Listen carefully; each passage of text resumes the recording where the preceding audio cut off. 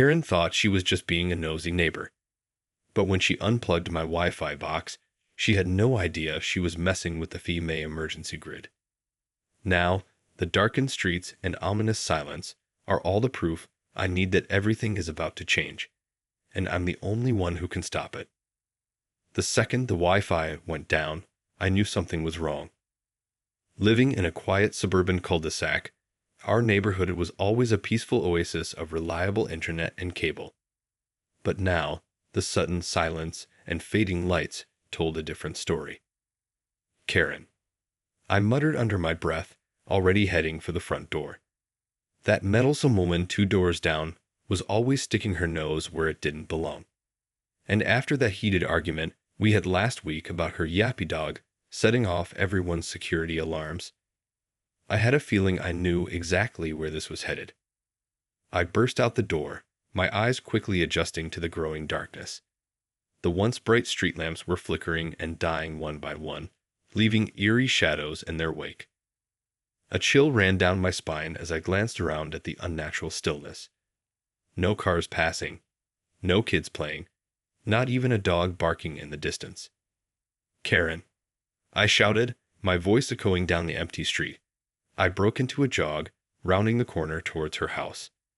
The closer I got, the more I noticed something else unsettling. The total absence of any power or electronic lights. Even Karen's usually overly decorated porch was pitch black. As I approached her front door, I slowed to a cautious walk, peering through the windows for any sign of movement. But the house was completely dark, save for the faint glow of what looked like a battery-powered lantern in the living room. I hesitated for a moment, my hand gripping the doorknob. Part of me wanted to turn back, to let this play out without getting directly involved. But the growing sense of dread in the pit of my stomach told me I had no choice. I had to find out what that woman had done. I flung open the door, the hinges creaking loudly in the eerie silence. Karen?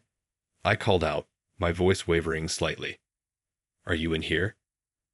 A muffled cry from the back of the house immediately set my heart racing. Without a second thought, I rushed down the hallway, bursting through the kitchen to find Karen cowering in the corner, a terrified expression etched across her face. What did you do? I demanded, grabbing her by the arm and yanking her to her feet. Where's my Wi-Fi box? Karen's wide, panicked eyes met mine, and in that moment I knew. This was no simple neighborhood squabble anymore. Something far more sinister was unfolding, and I was at the center of it all. I didn't know, Karen stammered, her voice trembling. I thought it was just your regular Wi-Fi box. I was trying to send an email, and it wasn't working, so She trailed off, her gaze darting nervously around the darkened kitchen. So you unplugged it? I finished for her, my grip tightening on her arm. Do you have any idea what you've done? Karen shook her head slowly, tears welling in her eyes. No, I don't. I was just trying to. This isn't some ordinary Wi-Fi router, Karen. I snapped, cutting her off. It's part of the FEMA emergency grid. When you unplugged it, you took down the entire power system for this whole neighborhood. Her eyes widened in horror, and she opened her mouth to speak, but no words came out. The realization of what she had done was slowly sinking in, and the look of pure terror on her face told me she finally understood the gravity of the situation. We have to get it back online, I said urgently, already moving towards the door. Where is it? I don't know, Karen said weakly, trailing behind me. I just unplugged it and threw it in the garage. I let out a frustrated groan, bursting through the garage door and quickly scanning the cluttered space. Finally, my eyes landed on the small, unassuming box sitting on a workbench in the corner. There it is, I muttered, snatching it up and inspecting the tangled cords. Without hesitation, I began hastily reconnecting the wires, my heart pounding in my chest. Wait, what are you doing? Karen asked, hovering anxiously beside me. Is that going to fix everything? I sure as hell hope so, I muttered, praying that the FEMA grid would be forgiving of my hasty reconnection efforts. As the last wire slid into place, a slight hum filled the air, and I felt a surge of relief. Turning the box over, I pressed a power button, holding my breath as the lights flickered to life. For a moment, nothing happened, and my stomach lurched with dread. But then, a faint buzzing reached my ears, growing steadily louder as the power slowly began to return to the neighborhood.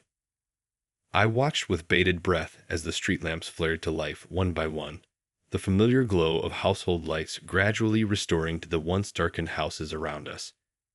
Karen let out a shaky sigh of relief, her tense shoulders relaxing slightly. But the brief moment of triumph was shattered by a sudden, piercing wail in the distance, the unmistakable sound of emergency sirens. My heart sank as I realized the damage had already been done, and the consequences of Karen's actions were only just beginning to unfold. The shrill wail of the sirens pierced the air, and my stomach twisted with dread. I knew in my gut that this was just the beginning, the calm before the storm. "Karen, we need to get back inside now," I said urgently, grabbing her arm and pulling her towards the house. "Something tells me this is about to get a whole lot worse." She followed me without protest, her face drained of color as the sirens continued to blare in the distance. As we burst through the front door, I could see the flashing lights of emergency vehicles in the distance, growing steadily closer. "What have I done?" Karen whispered, her voice trembling. "This is all my fault." "We can worry about that later," I snapped, my mind racing. "Right now, we need to figure out how to fix this before." The sudden sound of a loud, authoritative knock at the door made us both jump. I froze, my heart pounding in my ears as I exchanged a panicked glance with Karen. "Open up. This is the National Guard." A gruff voice bellowed from the other side. "We know you're in there." Karen's eyes went wide with terror, and she shook her head frantically. "We can't let them in," she whispered. "They'll arrest us, or worse." I hesitated, every instinct telling me to comply, but something deep inside me knew that complying wouldn't solve anything. These weren't just neighborhood cops looking to slap us with a fine. This was the goddamn National Guard, and they were here for a reason. Without a word, I moved to the door, steeling myself for whatever was about to happen. As I pulled it open, I was met with the imposing sight of two heavily armed soldiers, their faces hard and uncompromising. "Ma'am, sir, I'm going to need you to come with us," the taller of the two said sternly. "There's been a breach in the FEMA emergency grid, and we have reason to believe you may be responsible." I opened my mouth to protest, but the soldier cut me off, raising a hand. "This isn't up for discussion. You're both under arrest for suspected acts of domestic terrorism. Now, let's go." Karen let out a strangled sob, her knees buckling as the soldiers moved in to cuff us. I wanted to scream, to fight back, to explain that this was all just a terrible misunderstanding. But as the cold steel clicked around my wrists, I knew that no matter what I said, they wouldn't believe me. I glanced back at Karen, her face a mask of pure terror as they led us out of the house and towards the waiting military vehicles. The sirens were deafening now, and I could see the flashing lights of police cars and armored trucks converging on the neighborhood. Whatever happened next, I knew one thing for certain. Our quiet suburban life was about to be turned upside down. And I had a sinking feeling that Karen and I were about to be swept up in a nightmare of epic proportions. The ride to the military checkpoint was tense and unnerving. Karen sat next to me in the back seat of the armored vehicle, her body trembling with fear. I could feel my own heart pounding in my chest, my mind racing with a million questions. What the hell was going on? How could unplugging a simple Wi-Fi box lead to this level of overwhelming response from the National Guard? And more importantly, how were we going to get out of this mess? As the vehicle pulled to a stop, the soldiers ushered us out roughly, their rifles at the ready. We were surrounded by a perimeter of armed guards, their faces hardened and unreadable. "Move it," one of the soldiers barked, shoving me forward. We were led towards a makeshift command center, the air thick with tension and the constant hum of radio chatter. A tall, imposing figure in fatigues stepped forward, his eyes narrowing as he eyed us with suspicion. "So, you're the ones responsible for the FEMA breach," he said, his voice low and authoritative. "We didn't do anything wrong," I blurted out, the words tumbling from my lips. "It was an accident." "An accident?" the soldier scoffed, cutting me off. "Unplugging a FEMA communications hub is no simple accident, son. That kind of interference could have dire consequences for national security." "But we didn't know." Karen tried to interject, her voice trembling. "Ignorance is no excuse," the soldier snapped. "You both should have known better than to tamper with critical infrastructure." He paused, his gaze hardening. "Now I'm only going to ask you this once. Where is the backup power source for the FEMA grid?" My blood ran cold at his words. Backup power source. What the hell was he talking about? "We don't know anything about a backup power source," I said, my voice barely above a whisper. We just unplugged the Wi-Fi box, that's all." The soldier's eyes narrowed, and I could see the frustration mounting on his face. "Listen, you two, we don't have time for games. That FEMA hub you tampered with is the linchpin of the entire emergency response system for this region. When you took it offline, you compromised the ability of the National Guard, FEMA, and other critical agencies to coordinate in the event of a disaster." He leaned in, his gaze burning into me. "Now, I'm going to ask you one more time. Where is the backup power source? And if you don't give me a straight answer, I can guarantee you'll be spending the next decade of your life in a military prison." The weight of his words hit me like a ton of bricks, and I felt the color drain from my face. Karen let out a strangled sob beside me, her body trembling. We were in way over our heads, and the consequences of our actions were quickly spiraling out of control. As the soldier's ultimatum hung in the air, I knew we had to find a way to get out of this, and fast. The future of our entire community depended on it. The soldier's ultimatum hung in the air, his piercing gaze boring into us. Karen was shaking beside me, her face ashen with fear. "I'm telling you, we don't know anything about a backup power source," I said, trying to keep my voice steady. "We just unplugged the Wi-Fi box because Karen thought it was causing problems with her internet. We had no idea it was part of the FEMA grid." The soldier let out a frustrated sigh, shaking his head. "You really expect me to believe that? You two are the only ones who had access to that hub, and now the entire emergency response system is compromised." He took a step closer, his expression hardening. "Look, I don't care if you knew what you were doing or not. The fact is, you tampered with critical national infrastructure, and that makes you a threat. Now, you're going to tell me where that backup power source is, or I'm going to make sure you never see the light of day again." I felt my heart racing, the adrenaline coursing through my veins. This was no longer just a neighborhood dispute.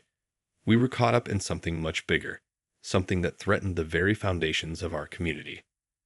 "I swear, we don't know anything about a backup power source," I repeated, my voice quivering slightly. "We were just trying to fix our Wi-Fi. That's all." The soldier's eyes narrowed, and for a moment, I thought he was going to lash out. But before he could say anything, a crackling voice came through his radio. "Sir, we've got a situation at the main grid hub." "Repeat, we have a situation at the main grid hub." The soldier's expression darkened, and he quickly snatched up the radio, barking orders into it. Karen and I exchanged a nervous glance, our hearts pounding. "Understood," the soldier growled, his face etched with a mixture of urgency and frustration. He turned back to us, his jaw clenched tightly. "You two, stay put. I've got to deal with this. But mark my words, we're not done here." With that, he stalked off, his men quickly falling into formation behind him. We watched in stunned silence as they disappeared into the chaos of the military checkpoint, the air thick with tension and the sound of sirens. As the echoes of their footsteps faded, Karen turned to me, her eyes wide with a mixture of fear and desperation. "What are we going to do?" she whispered, her voice trembling. "They're not going to just let us go, are they?" I hesitated, my mind racing. The soldier's words had made it clear that we were in serious trouble, and the stakes were higher than we could have ever imagined. But as I stared into Karen's terrified eyes, I knew that giving up wasn't an option. Somehow, we had to find a way to fix this, to prove our innocence and stop whatever catastrophe was unfolding. The future of our entire community depended on it. "I don't know," I admitted, my voice low and grim. "But we're not going down without a fight." The chaos at the military checkpoint only seemed to be escalating. We could hear the frantic shouts of soldiers, the blaring of sirens, and the roar of emergency vehicles. Whatever was happening at the main grid hub, it was clearly a crisis of epic proportions. Karen and I huddled together, our eyes darting nervously as we waited for the soldier to return. The uncertainty of our situation weighed heavily on us, and I could feel the tension building with every passing minute. "What if they don't come back?" Karen whispered, her voice quivering. "What if they just leave us here?" I swallowed hard, trying to push down the growing sense of dread in the pit of my stomach. "They're not going to leave us," I said, though even I could hear the doubt in my own voice. The soldier's parting words had made it clear that we were far from off the hook. We were being held responsible for the breach in the FEMA grid, and they weren't about to let us go without getting the answers they needed. But as the minutes ticked by, the sinking feeling in my gut only grew stronger. The longer they were gone, the more I started to wonder if we were being forgotten, left to fend for ourselves in the midst of this unfolding crisis. Just as the doubt was threatening to consume me, the soldier suddenly reappeared, his face flushed with a mixture of urgency and frustration. "All right, you two," he barked, his gaze locked on us. "Change of plans. We need to get you to a secure location. Now." Karen and I exchanged a confused glance, but before we could say anything, the soldier was already ushering us towards another armored vehicle. "What's happening?" I asked, feeling a surge of adrenaline as we were shoved into the backseat.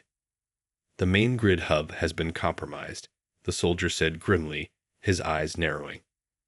"We need to get you out of here before the situation escalates any further." My heart pounded in my chest as the vehicle lurched into motion, sirens blaring all around us. Karen gripped my arm, her nails digging into my skin. "What do you mean, compromised?" she asked, her voice barely above a whisper. The soldier glanced back at us, his expression grim. "It means someone is trying to take down the entire FEMA emergency grid, and we have reason to believe you too might be involved." I felt the blood drain from my face, the gravity of the situation sinking in. This was no longer just about a simple Wi-Fi box. It was a matter of national security, and we were right in the middle of it. "But we didn't do anything," I protested, my voice rising in desperation. We're just two people who accidentally unplugged a box. How could we possibly be involved in something like this?" The soldier's eyes narrowed, his lips pressed into a thin line. "That's exactly what we're going to find out. And until we do, you two are coming with us." As the vehicle sped through the darkened streets, the sirens wailing all around us, I felt a chill run down my spine. Whatever was happening, it was clear that our lives were about to be turned upside down, and there was no telling how it would all end. The armored vehicle lurched and bounced as it sped through the darkened streets, the sirens blaring all around us.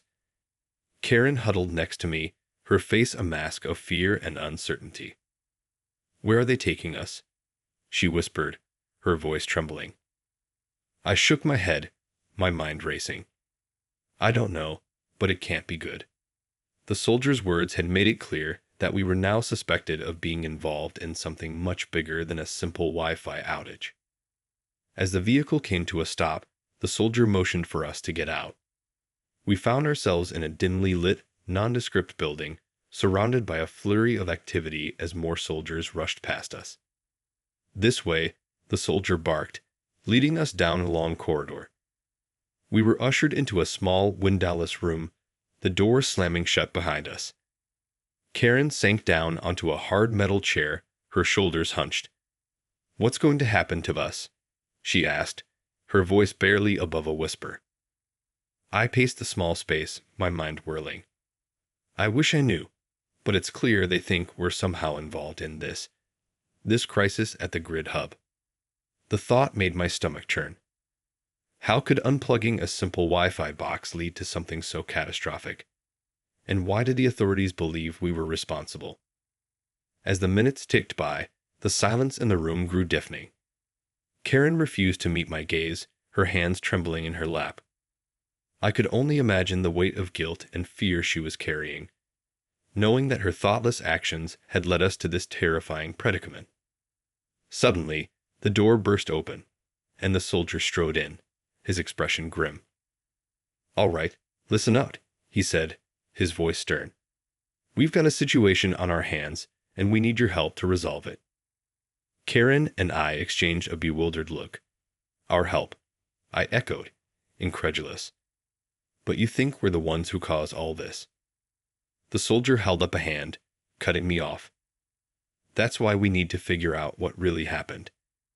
We've got a breach in the FEMA grid, and it's threatening to take down the entire emergency response system for the region." He fixed us with a piercing stare. "Now, I know you two had something to do with this, whether you meant to or not. And right now, you're the only ones who might be able to help us fix it." My mind raced, trying to process the gravity of the situation. If the FEMA grid was truly compromised, the consequences could be disastrous. Hospitals, first responders, even the power grid itself, all of it could be in jeopardy. "What do you need us to do?"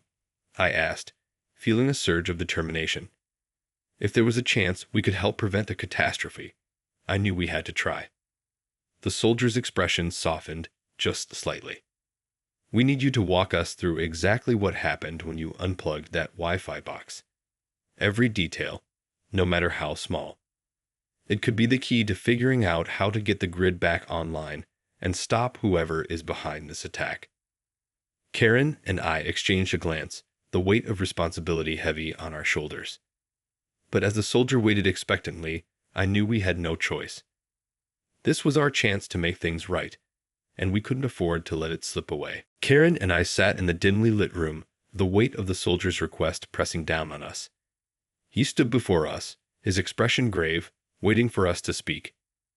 Taking a deep breath, I began to recount the events that had led us to this moment. From the initial Wi-Fi outage that had irritated Karen, to the fateful decision to unplug the router, and finally, the terrifying realization that it was all part of the FEMA emergency grid. As I spoke, Karen chimed in with her own account, her voice trembling with a mixture of guilt and fear. We laid out every detail, desperate to prove our innocence and somehow help avert the looming crisis. The soldier listened intently, his brow furrowed in concentration. When we had finished, he remained silent for a long moment, seemingly lost in thought. "So you're telling me," he said slowly, "that this was all just a misunderstanding? That you had no idea the Wi-Fi box was connected to the FEMA grid?" Karen nodded, her eyes pleading. "Yes, that's exactly it. We would never have touched it if we'd known how important it was." The soldier let out a heavy sigh, running a hand through his hair. "Well, I'll be damned. This whole time, we've been chasing the wrong leads." He turned to us, his expression softening. "Look, I can't promise you won't face some consequences for your actions. But I do believe you two when you say you didn't know what you were doing." A glimmer of hope flickered in Karen's eyes. "Does that mean you can help us fix this? Stop whoever is trying to take down the FEMA grid?" The soldier nodded, a faint smile tugging at the corners of his mouth. "That's exactly what it means. You two may just be the key to saving the day." As he turned to leave, I felt a wave of relief wash over me. We had somehow managed to convince the authorities of our innocence, and now we had the chance to make things right. But the sense of triumph was short-lived. The soldier paused at the door, his expression darkening. "Just one thing, you two," he said, his voice low. "If you're lying to us, or if you try to interfere with this operation in any way, well, let's just say you'll be facing a lot more than just a slap on the wrist." With that, he slipped out of the room, leaving Karen and I alone to grapple with the gravity of the situation. The fate of our community, and perhaps even the entire region, now rested squarely on our shoulders. We had managed to avoid the worst-case scenario, but the real battle was just beginning. As we steel ourselves for the challenges ahead, I couldn't help but wonder, would we be able to rise to the occasion and truly save the day? Or would the consequences of our actions ultimately prove to be our undoing? Only time would tell.